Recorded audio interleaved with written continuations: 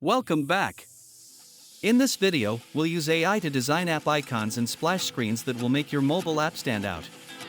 Let's dive into creating eye-catching visuals. We're using Bing AI Image Generator for this project. Open the tool and let's start with designing the app icons. Open your browser.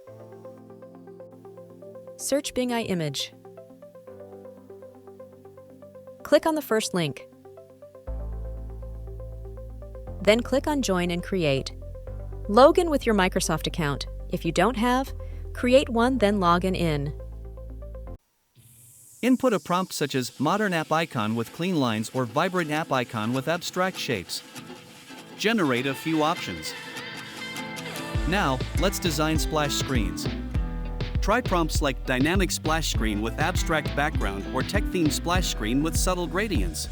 Customize the designs by adding your app's color scheme, logo, and any additional branding elements. Ensure the images are in the correct sizes and formats for mobile applications.